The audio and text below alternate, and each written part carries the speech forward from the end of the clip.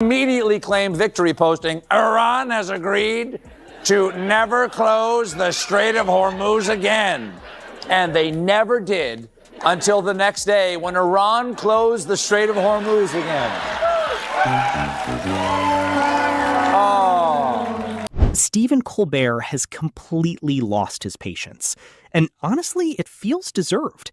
Because what Donald Trump and his MAGA circle have been doing over the past few weeks has crossed from chaotic into something that feels genuinely alarming, to the point where any normal person would probably need multiple therapy sessions just to process it all. But Colbert took that tension and turned it into sharp, unforgettable comedy. And the most impressive part is that he did not miss a single moment, not one beat. And if anything, the nervous energy behind the scenes might explain why Trump spent his entire weekend flooding the internet with bizarre, self-praising clips, including one that featured a strange AI-generated voice narrating his own greatness. Behind-the-scenes anxiety might explain why Trump spent the entire weekend posting deranged videos praising himself, like this one with a weird AI narrator. This is what you voted for. So why are you questioning every decision he makes now that he's back in office? He knows what he's doing. This is where everything really begins to take shape. Because while most people spend their weekends doing ordinary things like grocery shopping, watching sports, or arguing over who forgot to pay for a streaming service, Donald Trump, who holds the highest office in the United States, is doing something completely different. He is glued to Truth Social, posting nonstop. And not the kind of posts you would expect from a world leader either.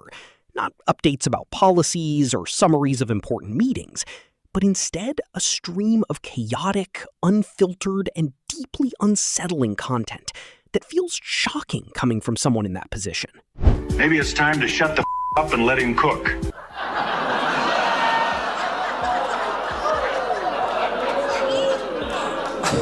Forget the obscenities. Let him cook.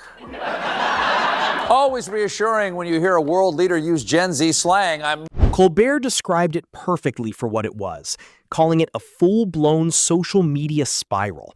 And when he delivers that line with his usual calm, expressionless face, you can tell the situation is serious, because he is not exaggerating or trying to be dramatic. He is simply repeating what is happening, and that alone is enough to feel disturbing. Especially when you hear the AI voice in those videos saying things like, this is what people voted for, so why question his decisions now that he's back in power? Insisting that he knows exactly what he is doing, and maybe it is time for everyone else to stop talking and just let him take control. Be the change you wish to see in the world. Wow, fam, I ate with that, no crumbs. And he didn't eat much. I mean, He famously rarely ate with that. Little lemon juice. Let him take control. That is the message being pushed. And when Colbert reacted to that phrase, he stared into the camera with the kind of disbelief that feels almost personal, like the entire idea offended the very basics of language itself. And then he followed it with a line that hit perfectly, praising the delivery in a way that made the audience laugh, while also highlighting how absurd it all sounded. Because that phrase captures something real. It turns a serious presidency into something that feels strangely unserious in tone. With no comment and no context, tweeted an entire video of Frank Sinatra singing My Way, which, may I remind you, begins like this. And now the end is near. And just when it seems like it cannot get any stranger, it somehow does. Because after posting that AI praise video, Trump shared something that genuinely made people uneasy. There was no caption, no explanation, just a full video of Frank Sinatra singing My Way. And Colbert, who actually pays attention to details like this, immediately pointed out how the song opens with the line about the end being near and facing the final curtain, which suddenly makes the whole post feel a lot heavier than it might seem at first glance. And so I face the final curtain. Okay, that's pretty ominous. We haven't heard a president sound that bleak since Reagan. The final curtain.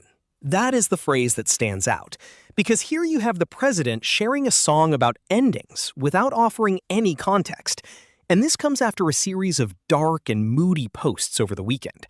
And in classic Colbert style, he quickly pivots to a comparison, mentioning that it has been a long time since a president sounded this bleak, referencing Reagan in a way that blends humor with something slightly unsettling, creating a layered joke that lands on multiple levels at once. Gorbachev, I hurt myself today.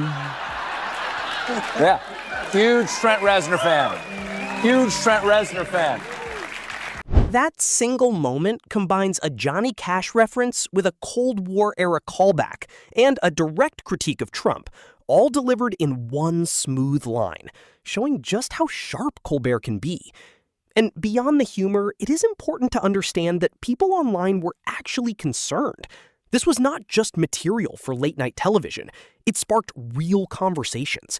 And instead of overreacting or trying to over-explain, Colbert simply framed the situation, gave it a name, and let the strange reality of it speak for itself, which is exactly what makes his approach so effective.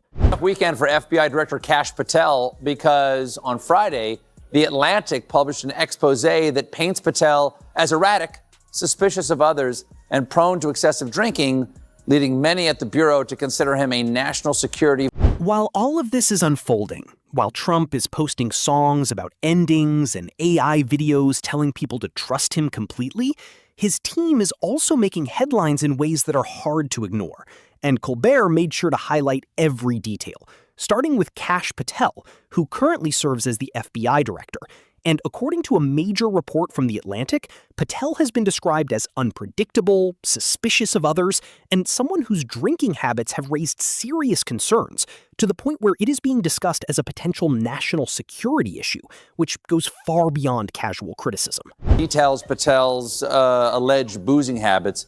Apparently, he is known to drink to the point of obvious intoxication, and it's so bad that meetings and briefings have had to be rescheduled for later in the day as a result of his alcohol-fueled. Colbert broke this down with a tone that made it clear he could hardly believe what he was saying, explaining that Patel is reportedly known for drinking to the point of obvious impairment, and that meetings have even been delayed because he was dealing with hangovers, which is shocking considering his position.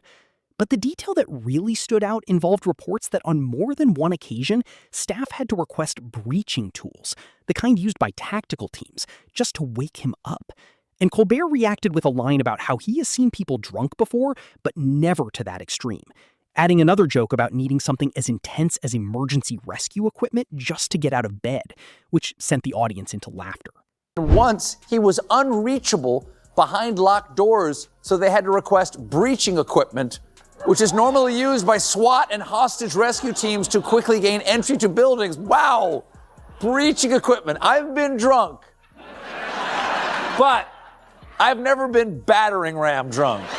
Naturally, Patel responded the way many in Trump's circle tend to when faced with criticism, by pushing back aggressively, filing a lawsuit against The Atlantic and announcing it on Fox News, where he claimed that if major media outlets are not targeting you personally with false information, then you are not doing your job properly, referring to them as a so-called fake news mafia, which adds another layer of irony considering the accusations being discussed. And yet the confidence in that response remains completely unshaken. Like a drunk guy in line at McDonald's, Patel is fighting back. He strongly denies everything. And he filed a lawsuit against The Atlantic, which he announced over the weekend on the Fox News. The results, I say, speak for themselves. If the fake news mafia isn't hitting you personally with... And as if that was not enough, alongside the unusual posts and the Patel situation, Trump also chose this moment to pick a fight with the Pope, which sounds almost unbelievable, but is exactly what happened, targeting the leader of the Catholic Church in a way that few people expected. And Colbert, who is himself a practicing Catholic, responded with a thoughtful mix of humor and disbelief, pointing out how no one asked for this kind of conflict, and how strange it is that it has become part of the current political landscape, while noting that Pope Leo XIV did not stay silent and responded firmly. On social media posting, "Woe to those who manipulate religion and the very name of God for their own military, economic, and political gain, dragging that which is sacred into darkness and filth." Damn, Trump! Taking a step back for a moment, before the Sinatra video, before the disagreement with the Pope, and before the Patel headlines, there was Easter weekend. And during that time, Trump posted a strongly worded message directed at Iran, which stood out even more because of the timing, as families were celebrating and spending time together. And Colbert opened his show by wishing viewers a happy Easter or Passover, before joking that some people may have spent the weekend watching those intense online posts instead, delivering the line in a way that felt both humorous and uncomfortably accurate. At 9 o'clock, gave a national primetime address. It was concise, intelligent, and brought the nation together with shared purpose.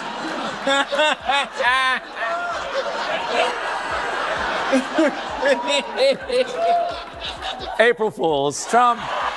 Then came April Fool's Day, where Colbert delivered one of his most perfectly timed moments, walking on stage with a completely serious expression and telling the audience that Trump had just given a major national address, which caused confusion as people tried to figure out if it was real, only for him to pause briefly and reveal that it was all a joke, creating a huge reaction in the studio.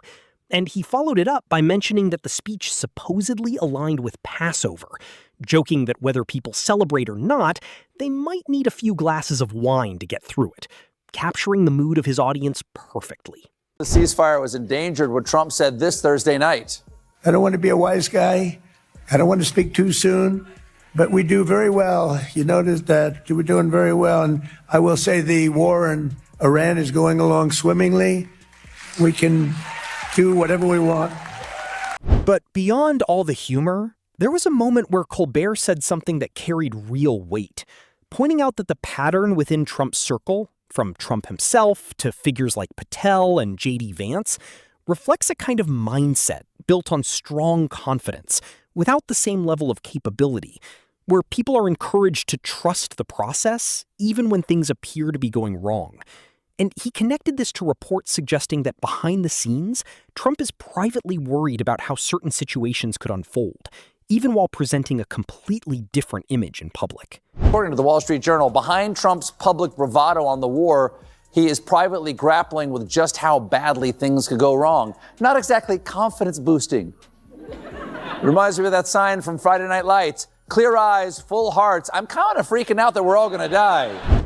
That observation stands out as one of the most honest parts of the entire segment, because while much of the monologue leans into humor and exaggeration, this point feels grounded in reality, highlighting the contrast between the public message of constant success and the private concerns that suggest uncertainty. And it is that gap between what is shown and what is felt that Colbert focuses on so effectively, turning it into something both thought-provoking and memorable. Trump wants the DOJ to pay him $230 million,